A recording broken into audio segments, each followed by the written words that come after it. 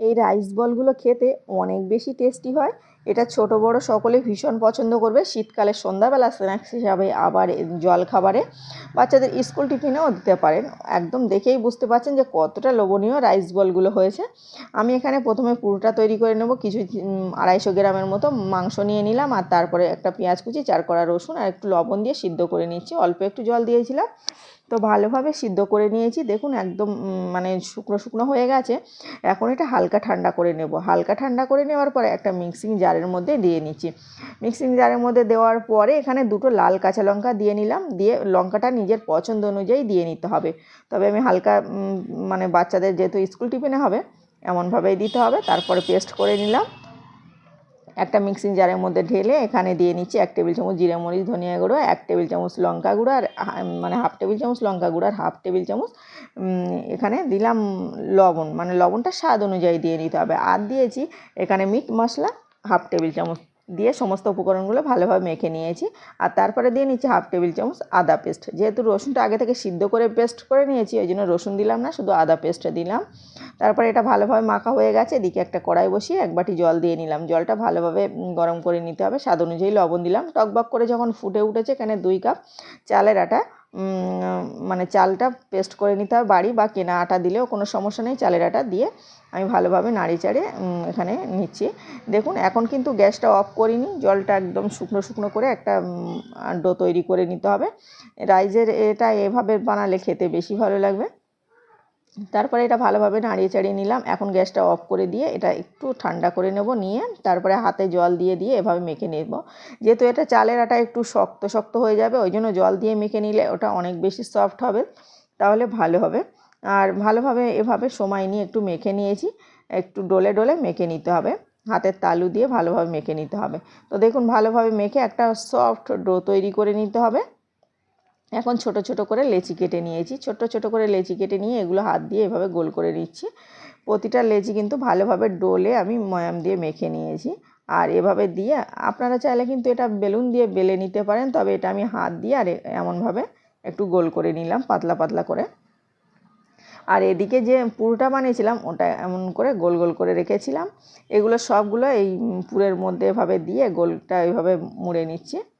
এভাবে দিয়ে ভালোভাবে সিল করে নিতে হবে। আর এক্সট্রা যে ডোটা থাকবে সেটা কেটে নিতে পারেন, চাইলে এভাবে গোল করে নিতে পারেন। একটু সময় নিয়ে এই কাজটা করে নিতে হবে সুন্দরভাবে, যেন না কোনো ক্র্যাক আসে। আর ভালোভাবে ময়াম দেওয়া হলে কিন্তু এর ভিতরে কোনো ক্র্যাক আসবে না এই ডোয়ের উপরে।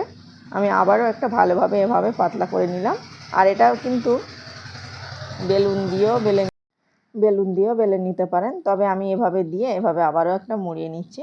আর এভাবে মুড়িয়ে নিয়ে এটা ভালোভাবে আবার একটু গোল করে নিতে হবে, না হলে কিন্তু এটা পরে ফেটে যেতে পারে, যেহেতু চালের গুঁড়ো দেওয়া বানানো। তবে কিন্তু এটা কিন্তু ভালোভাবে, আবারও বলছি, ভালোভাবে একটু ময়াম দিয়ে নিলে কিন্তু এটা ফেটে যায় না। তারপরে আমি সবগুলো এভাবে তেল ব্রাশ করে নিয়েছি, প্লেটের উপরে রেখে দিচ্ছি। আর এই প্লেটের ওপরে তেল ব্রাশ করে সবগুলো এভাবে কিছুটা দিয়ে নিলাম। দিয়ে এভাবে ঢাকা দিয়ে আমি 10 মিনিটের মতো ভাপিয়ে নেব। 5 থেকে 7 মিনিট ভাপিয়ে নিলেও হবে। দেখেই বুঝতে পারেন যে ভাপানো হয়ে গেছে। তারপরে তুলে নিতে হবে। তো আমার সবগুলো ভাপানো হয়ে গেছে, মানে যতগুলো দিয়েছিলাম। এখন হালকা ঠান্ডা করে নিয়ে সবগুলো তুলে নিচ্ছি। এভাবে তুলে নিয়ে আবারও বাকি যেগুলো ছিল সবগুলো আবারও দিয়ে নিলাম। আর প্লেটে তেল ব্রাশ করে নিয়ে দিয়েছি, তাহলে তুলতে কোনো সমস্যা হবে না। সবগুলো আমি তুলে নিয়েছি। বাকিগুলো ভাপানো হয়ে গেছে, সবগুলো তুলে নিয়েছি। দেখুন তুলে হালকা ঠান্ডা হয়ে গেছে, মানে ঠান্ডা না করলেও সমস্যা নেই। এদিকে একটা কড়াই বসিয়ে দিয়েছি। আর দিয়ে এখানে কিছু মানে এটা রান্না করে নেব, রাইস বলগুলো রান্না করে নেব। একটু তেল দিয়েছি, একটু চিলি ফ্লেক্স দিয়েছি, একটু আদা রসুন পেস্ট দিয়ে নিলাম 1/2 টেবিল চামচের মতো। দিয়ে এটা ভালোভাবে লাল করে নিচ্ছি। চিলি ফ্লেক্সটা একটু ভালো করে কালার করে, মানে হালকা ভেজে নিতে হবে। তারপরে এখানে এই তেলের মধ্যে 1 টেবিল চামচ সয়া সস দিয়ে নিলাম, আর 1/2 কাপের মতো টমেটো সস, আর সামান্য একটু ভিনিগার দিয়ে ভালোভাবে নাড়িয়ে চাড়িয়ে নিচ্ছি। আর এখন নাড়িয়ে চাড়িয়ে নেওয়ার পরে ভালোভাবে যখন ফুটে উঠেছে, এখন রাইস বলগুলো আমি দিয়ে নেব। রাইস বলগুলো দিয়ে দেখুন এভাবে নাড়িয়ে চাড়িয়ে রান্না করে নিতে হবে। একটু সময় নিয়ে নিতে হবে, যেহেতু ভাপানো হয়েছে এটা ফেটে যাবে না বা ভেঙে যাবে না। আর প্রতিটা রাইস বলের গায়ে কোনো রকম ক্র্যাক আসেনি, মানে দেখেই বুঝতে পারছেন। আর এটা অনেক বেশি কিন্তু লোভনীয় হয়েছে দেখুন, আর খেতে ততটাই টেস্টি।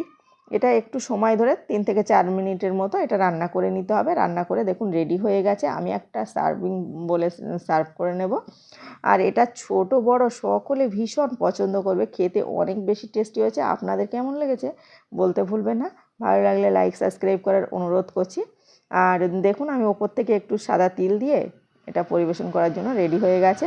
আপনারা চাইলে কিন্তু ধনিয়া পাতা থাকলে, কাঁচা লঙ্কা থাকলে এগুলো ওপর থেকে দিয়ে সার্ভ করতে পারেন। দেখতে অনেক বেশি লোভনীয় হয়েছে। এটা ছোটদের স্কুল টিফিনে বলুন, আবার এই শীতকালে সন্ধ্যাবেলা কিছু খেতে মন চাইলে এই রেসিপিটা রাখতে পারেন। ঘরে বানানো যে কোনো খাবার স্বাস্থ্যকর হয়, অনেক বেশি টেস্টি হয়েছে। আবারও দেখা হচ্ছে অন্য কোনো ভিডিওয়। ততক্ষণে সকলে ভালো থাকবেন, সুস্থ থাকবেন। এতক্ষণ সাথে থাকার জন্য ধন্যবাদ সবাইকে।